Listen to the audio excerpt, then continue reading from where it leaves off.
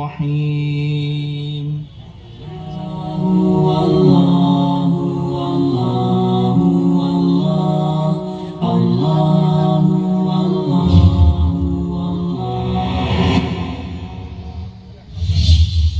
ছশয় 10 খ্রিস্টাব্দে হীরা গুহায় অবতীর্ণ হয় গ্রন্থমুকুট কোরআনে কারীম।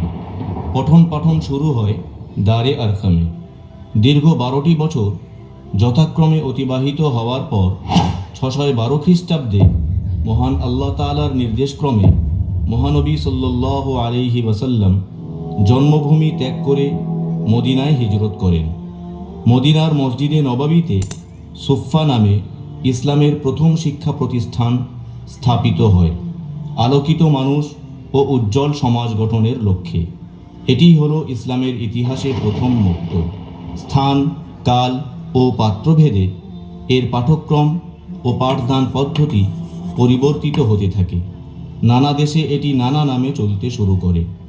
মুম্বাই থেকে ধীরে ধীরে বিশ্বের 24টি দেশে ছড়িয়ে পড়ে এই মক্তব।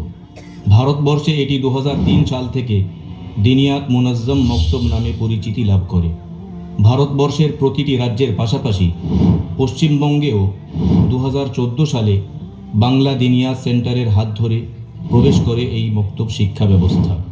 পশ্চিমবঙ্গের হাওড়া জেলায় সাঁতরাগাছি স্টেশনের কাছে গড়পাতে অবস্থিত এই সেন্টারটি 2014 সাল থেকে সারা রাজ্যে মুনাজ্জম মক্তবের মাধ্যমে স্কুল শিক্ষার পাশাপাশি প্রাথমিক ও মৌলিক দ্বীনি শিক্ষা বিস্তার করার প্রয়াস করে আসছে, যেখানে স্বদেশ প্রেম ও আন্তর্জাতিক মূল্যবোধ শিখিয়ে ইসলামী আদর্শে আদর্শিত করা এবং তাদের মধ্যে মানবিক মূল্যবোধ সৃষ্টি করে দেশের সুনাগরিক তৈরি করাই বাংলা দিনিয়াত সেন্টারের মুখ্য উদ্দেশ্য। বর্তমানে রাজ্যের 16টি জেলায় দিনিয়াত মুনাজ্জম মক্তব প্রতিষ্ঠিত ও পরিচালিত হচ্ছে। রাজ্যের 16টি জেলায় সর্বমোট মক্তব সংখ্যা 900, শিক্ষার্থী 90,000, শিক্ষক শিক্ষিকা 2,000, জিম্মাদার 5,000 এবং অভিভাবক অভিভাবিকা 1,80,000। এভাবে প্রায় 3 লক্ষ সদস্যের একটি দিনিয়াত পরিবার। এখানে সাপ্তাহিক মাসওয়ারার মাধ্যমে বিভিন্ন ধরনের মানবিক, নৈতিক, সামাজিক ও শিক্ষামূলক উদ্যোগ নিয়ে নানান কর্মসূচি বাস্তবায়ন করার প্রচেষ্টা করা হয়। করোনা পরিস্থিতিতে পুরো বাংলায় প্রায় কয়েক কোটি টাকার ত্রাণ নিয়ে সাধারণ মানুষের পাশে দাঁড়ায় বাংলা দিনিয়াত সেন্টার।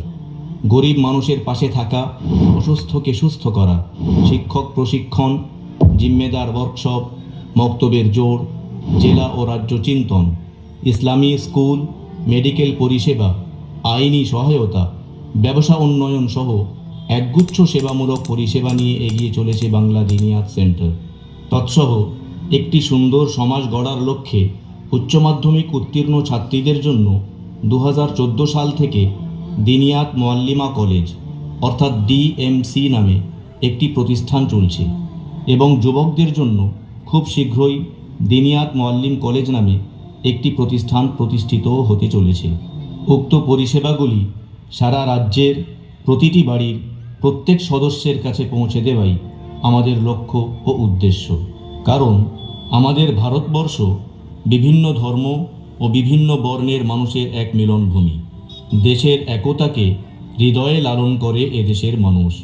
ধর্ম বর্ণ নির্বিশেষে কাঁধে কাঁধ মিলিয়ে হাতে হাত রেখে চলতে শেখায় বাংলা দিনিয়াত সেন্টার।